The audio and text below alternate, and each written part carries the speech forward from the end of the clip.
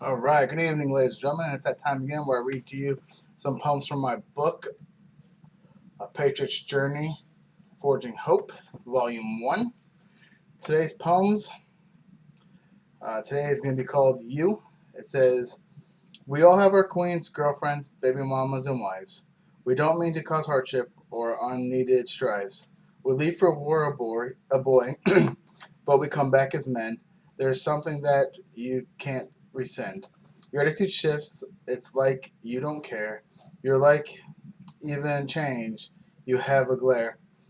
You're used to love, video games, and going for walks. Now it's late, and you're getting aftershocks. I hate when you spring stuff out on me out of the blue. You're often greeted harshly and told to shoo. Your health is fading, and you're wondering why. You hate people around, so at night you silently cry. You're self medicating, trying to forget. Nightmares are worse. You're in a pile of sweat. You're a killer by trade and taught not to run. The battle is over. It's only just begun. This isn't anything you can shoot, stab, or kill. None of this is going to be easy or a thrill. In order to save your family, so it must last, you must be strong in facing your past. And that's exactly what PTSD is all about. It's about facing all the things that you're afraid of, or things that have caused you fear, or things that changed you. Um, I'm still the same joking around, have a good time kind of person. But then on the same token, though, I could just flip on a dime and just kind of all of a sudden now just become like Dr. Jekyll and Mr. Hyde, you know? Um, Sometimes my wife jokes around about me being bipolar because sometimes I'm just having a blast, and then all of a sudden I just get really just like zoned, and then just stop doing what I'm doing, and then now totally change my course of action and what I'm doing. And then I become all structured, and I have a plan for stuff, and then I'm just not easy flowing anymore, and then I gotta do things this way, and if I don't, then I start getting angry, and then people start getting yelled at, and then I become less fun to be around. And that's to be expected because no one wants to be told what to do all the time. People just want to, just live life and have fun. Um, but for people, especially with PTSD and stuff, it's the loss of control is the reason you have issues. So like me, I got complacent, and it's that control I lost, and then I didn't have the resources or assets that I was supposed to have, and then so that was just one more nail in the coffin. And pretty soon, I'm just like caught just thinking with my wheels spinning, not doing anything. And it's almost like, hey, what are you doing? I'm like, I'm thinking. I'm trying to figure out what I need to do to like move forward to try to get, at least into this game, into this battlefield. And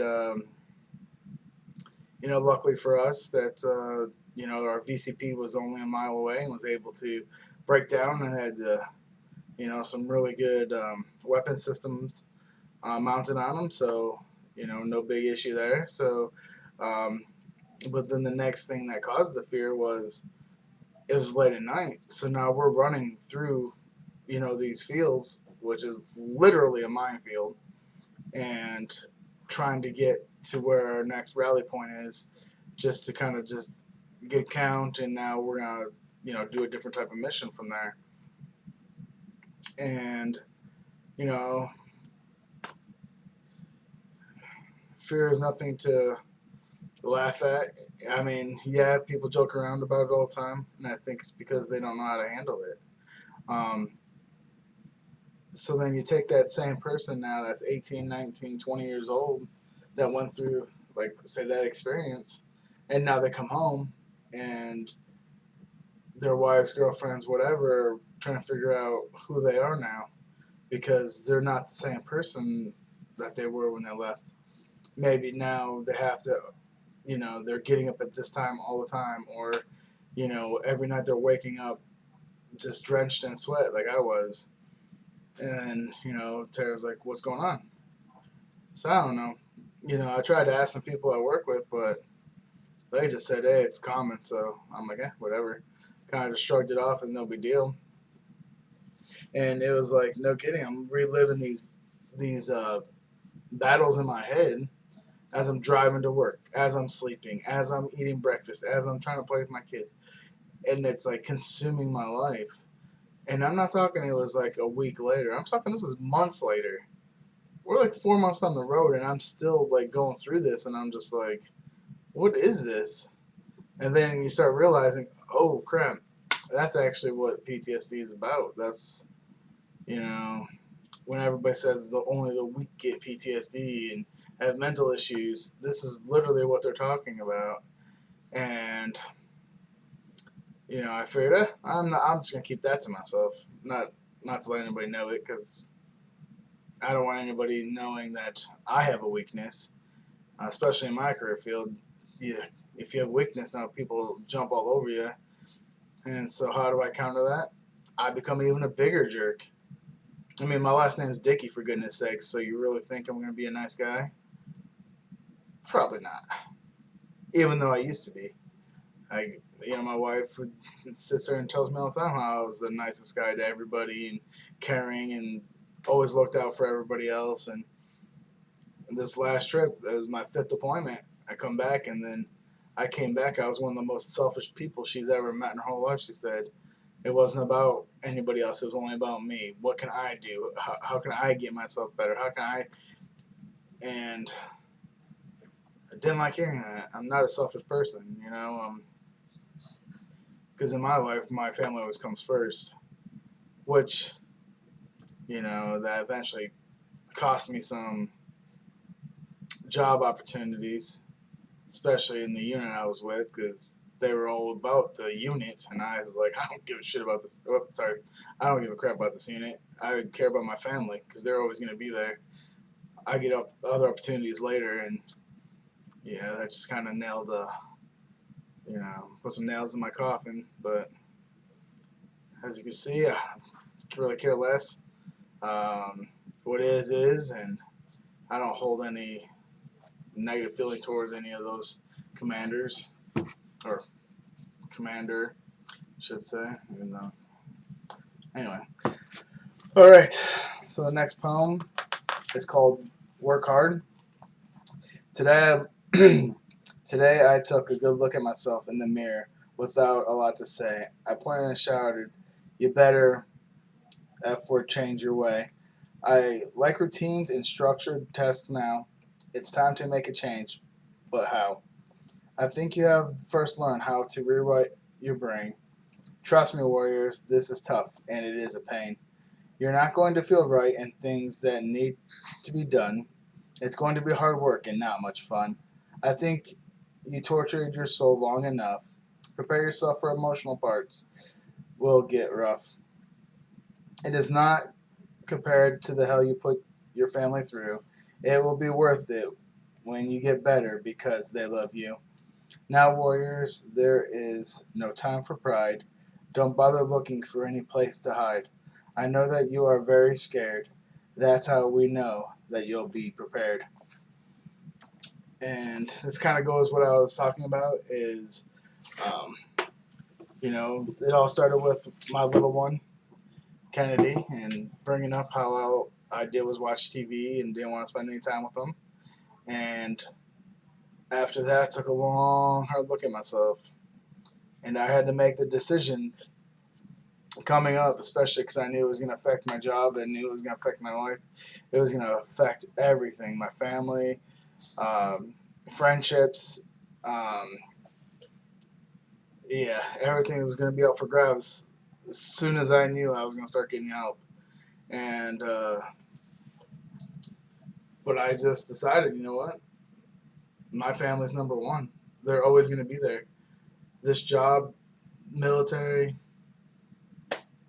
who cares? It ain't always going to be there. And guess what? They don't care about you either because they're going to have somebody fill in that spot as 10 minutes as soon as you leave, which they do because it's just a millstone. It's just grinding them all through. So don't think you're special because you're not. Don't think you can't be replaced because you are. Everybody's replaceable. You're not Superman. No one cares about you.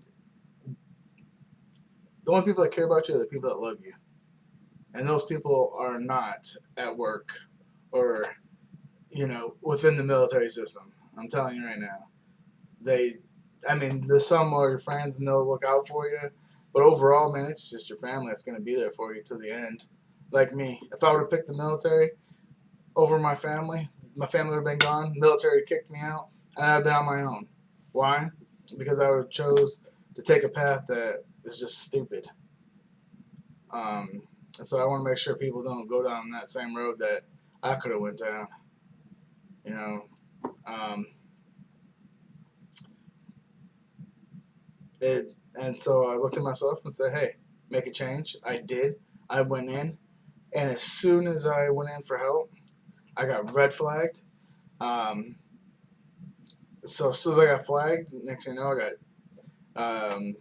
got disqualified from being a JTAC. Now all of a sudden, commanders are yakking at me because now their soldiers no longer can fight in battles, and I'm only worried about myself, and I'm selfish, and blah blah blah, and that's what I was talking about. I knew there was going to be penalties for my actions, and I didn't care. I really didn't. I had enough to where I said, I'm going to be the example to others then. If nobody else is going to have the balls to step up and just basically take this beating that everybody's going to give you from the top down, I can. Because I can give just as good as I take. So, hey, man, bring it on, woman. And, it got to a point where my unit actually wanted to kick me out. They wanted just to hold off on medical paperwork, which is a very scandalous thing to do. That's how I know the military doesn't give a crap about you.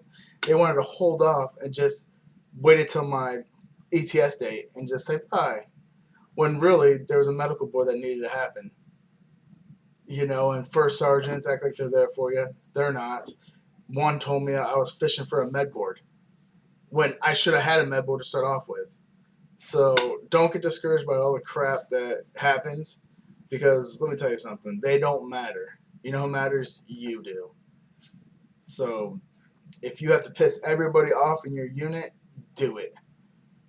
Because at the end of the day, guess what? They're not here. None of my commanders are sitting in my room right now. Guess what? I'm medically retired. Why? Because my family cared. I cared enough to invest in myself and just keep pushing through all the crap that they were trying to heap on me. Because I wasn't going to give up just because a couple of turds said, oh, hey, blah, blah, blah. Don't listen to people. If something don't sound right, it probably ain't right. So I'm just glad that I didn't fall for that crap. Because I would have been not only out of the military, I wouldn't have had any type of retirement through the military at all, even though I did 15 years for them. That's what I mean. There's just you give and you give and you give, and they just don't care because it's never enough.